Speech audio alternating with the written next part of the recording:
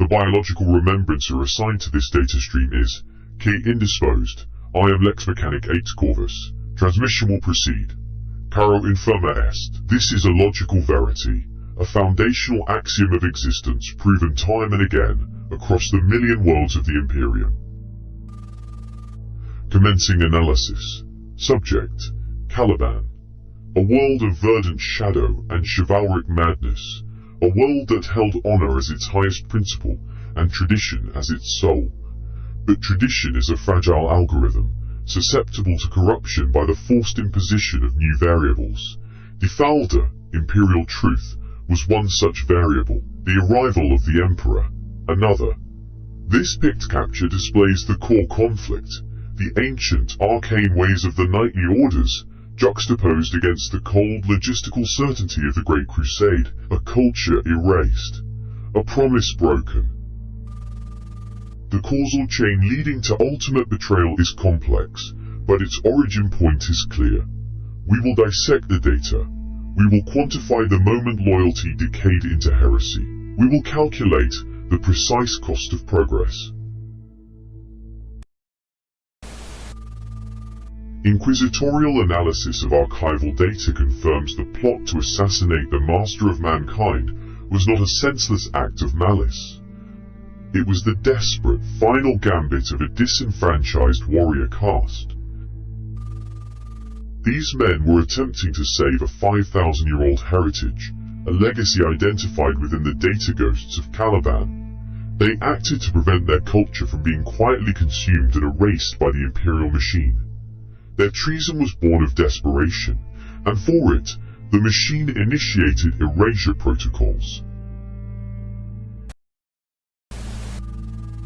Subject world analysis. Caliban. Its entire biosphere and resultant culture are defined by its monsters. The planet was severed from Terra during Old Night, a period of isolation lasting 5,000 years. In this vacuum, it developed a deeply ritualized, superstitious, and autonomous society. Planetary classification: primordial death world. The surface is dominated by shadow-haunted woodlands, where open horizons are a mythological concept. Survival for the human populace dictated a life lived entirely within the confines of walled fortress monasteries. The cause of this sequestration was the fauna, designated the great beasts. These were singular, nightmare-wrought apex predators that roamed the forests. They enforced Caliban's only law: kill or be killed. Analysis indicates that pre-imperial knightly orders existed for a singular, sacred duty, holding the great beasts of their worlds at bay. The traditions they forged gave their lives meaning, structure, and a defined place in the universe, a shield against the dark. Civilization is like a shield designed to keep us safe from the wilderness, while tradition is the shield boss at its center. The logic is sound. The shield is human civilization. The central boss is tradition and ritual. The force pressing against it from all sides is the wilderness and the beasts within. A functional, if primitive, model. It presumes the shield is impervious. It presumes the beasts are always on the outside. Analysis of historical records from pre-Imperial Caliban reveals a pivotal event, a 10-year crusade led by the superhuman Lionel Johnson and the warrior known as Luther. Their objective was absolute: the eradication of the world's apex predators, the great beasts. The campaign's success is graphically represented by the population decline to 0. In victory, however, a fatal variable was introduced. The knightly orders of Caliban were a warrior caste forged for the sole purpose of combating this threat. By achieving their function, they terminated their function. Their purpose was extinguished, not by an enemy, but by their own triumph. This created a societal vacuum. A highly trained, martial society was left without a war to fight, without an enemy to define them, and critically, without a purpose. Such a void is an unstable state. Predictive models indicate that idleness in a warrior class inevitably breeds resentment. A weapon denied its target will eventually find a new one. The Knights of Lupus actively captured and preserved the beasts, realizing that without an external enemy, the knights would inevitably turn their blades inward. What will be of the warrior when there is no more war? Boredom will create unrest, and unrest can turn to anger. I see kin strife and civil war. I see brother turning against brother. Resolution. The Order eradicated the Knights of Lupus, ignoring the warning that the true enemy was now themselves.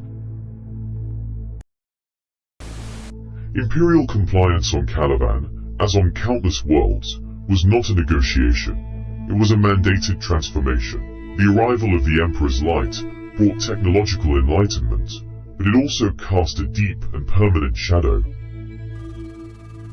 Analysis. Industrial deforestation. The primordial forests, once home to the great beasts of Caliban, were designated as inefficient biomass. They were systematically and violently razed to construct mechanicum factory complexes and expansive strip mines. Analysis. Militarization of the populace. The planet's commoners, previously bound to the land and the nobility, were mass recruited into the newly formed Imperial Army. This action stripped the concept of warfare of its exclusive, nobility, and elitist traditions. Analysis. Secular and cultural erasure. Caliban's ancient myths, its complex belief systems, and the enigmatic entities known as the Watchers were summarily dismissed by Terran iterators. They were recategorized as primitive, ignorance, and superstition to be purged in the light of the Imperial Truth. Each pillar of the old world was systematically demolished and replaced with an imperial standard, a process deemed necessary for progress. Yet it was this very act of cultural scouring that would fracture the soul of the First Legion. Analysis of pre-unification Caliban reveals a fundamental conflict matrix. The Calibanite tradition was based on a core philosophy of ritual, honor, and a protective mysticism derived from surviving the planet's lethal ecosystems. This worldview was incompatible with the mandated Imperial Truth, which demanded secularism, quantifiable scientific progress, and absolute compliance to a centralized authority.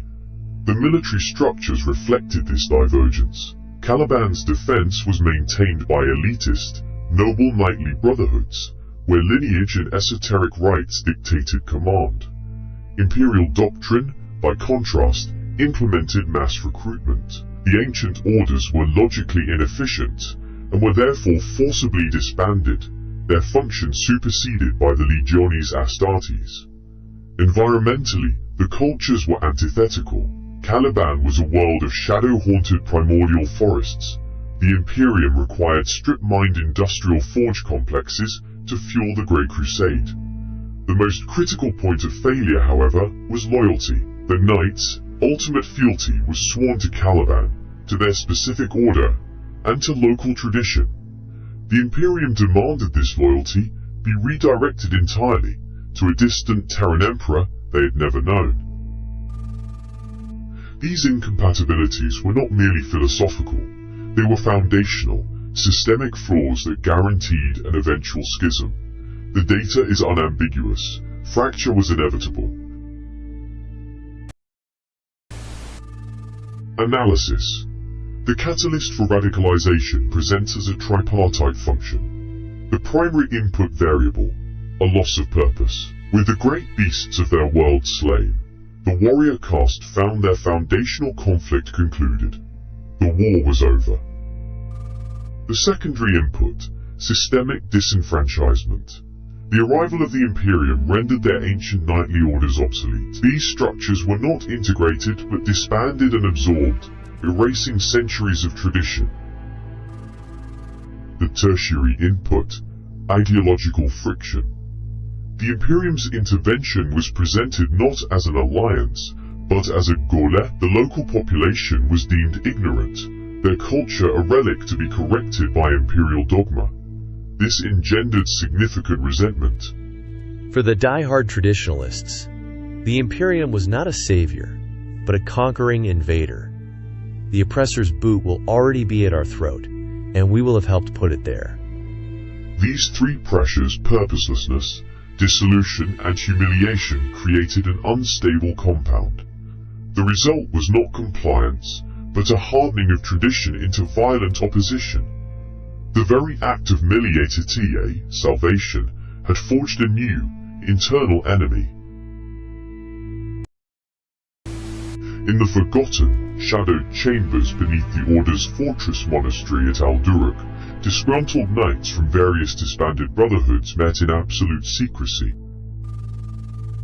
The central query of their debate was how to halt the imperial machine before their world, Caliban, was permanently enslaved. Their initial concept was primitive: stage a horrific atrocity and blame the Imperium to unite the populace in revolt. This was judged inefficient. A radical tactical shift occurred: the realization that a singular, decapitating strike is the only viable option against a technologically superior foe. Analysis of archived strategic projection designates a sequence titled The Logic of the Unthinkable. The initial variable, target selection. The objective is the assassination of the Emperor during his highly public descent and address to the masses of Caliban. The second logical step is termed the martyrdom. The operative is a calculated, willing sacrifice. Their death is not an end, but a transformation into an eternal martyr for the cause of Caliban's freedom. This event is designed as the catalyst. The Emperor's death would serve as incontrovertible proof of the vulnerability of the self-proclaimed, invincible, Imperial invaders, exposing their mortal fragility to a subjugated world. The final phase of the projection is the uprising. Following the decapitation strike, Calibanite forces are to disperse into the deep forests. From there, they will utilize traditional guerrilla warfare to bleed the predictably disjointed and demoralized Imperium forces dry. This was not a plan born of passion or fury. The data is clear. It was a cold, interlocking sequence of variables, a monstrous calculus designed to dismantle an empire from a single, calculated point of failure. Data log, Caliban. The planet's population has gathered in densities that exceed optimal parameters. The collective emotional output registers as unprecedented adoration, focused on the arrival of the Emperor of Mankind. Within the honor guard of Primarch Lionel Johnson stands the legionary Zahariel. His function is crowd surveillance. He employs a non-standard method, a burgeoning psychic intuition, scanning the emotional data of the overwhelming biological mass. A signal anomaly is detected. Amidst the uniform waves of celebration, a dissonant frequency is isolated, a cold, familiar aura registered as violent purpose. Visual acquisition is achieved. Zahariel's ocular sensors lock onto the source, a hawkish-faced individual identified from prior data as Ulent, a known conspirator from a hidden conclave. The tactical calculation is instantaneous. The Emperor is present, but so are the seeds of betrayal. The spectacle of joy is a facade, concealing the true nature of the event, a designated kill zone. Before the assassin can strike, or even utter a final cry of rebellion, the Astartes Zahariel violently intercepts him within the crushing press of the crowd. The plot is thwarted so quietly that the surrounding populace remains entirely unaware, a failed data packet, lost in the signal noise of the celebration. The traditionalists' desperate, world-altering gambit fails instantly. The Emperor delivers his grand speech untouched, and the Imperial machine marches onward, deaf to the dying gasp of Caliban's heritage, another variable rendered obsolete. Analysis. Zahariel's reward for his role in saving the Emperor was not commendation. It was a sensory deprivation cell. He was ruthlessly interrogated by his own brethren, the Astartes Midris and Israphael, for the simple failure state of being adjacent to the assassination plot.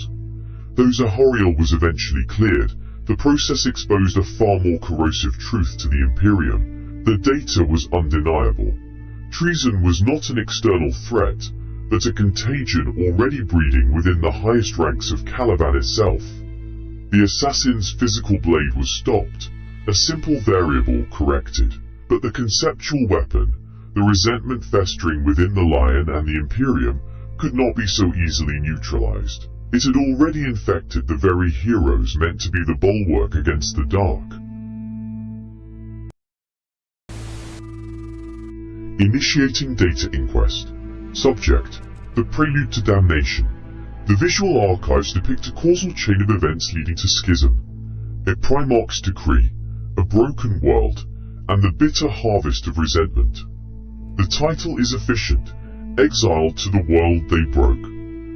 Following an unspecified campaign, the data indicates an abrupt command from the Primarch, Lionel Johnson, his surrogate father, Luther, the warrior Zahariel, and a contingent of their Calibanite brethren were summarily banished. Not with honor, but in disgrace, a flawed emotional response to perceived failure. Their destination, Caliban, yet not the world they knew. Its great forests were rendered to ash and slag, its culture supplanted by the relentless logic of the Forge. Their duty was a mockery. Seshel, oversee recruitment, on a world whose soul had been systematically strip-mined for the Imperial war effort. Ferra Metallica Perpetitor. The tragic calculus of their situation was unavoidable. Their attempts to preserve the old ways of Caliban had failed. They were condemned to inhabit the industrial wasteland that had replaced it. This outcome perfectly aligns with the predictions of Lord Sartana, setting the parameters for the catastrophic civil conflict that would follow. The logic is sound, the outcome inevitable. Thus, the seeds of the Dark Angels' greatest shame were sown in the toxic soil of their own home. This historical analysis is now complete, but the data vaults contain infinite branching possibilities. To optimize future archival efforts, your input is required. Subscribe to this channel, and submit a comment below to designate which faction, forgotten war, or technological mystery the Omniseer's Auspex should scan next. Soli Omnissiah, Gloria.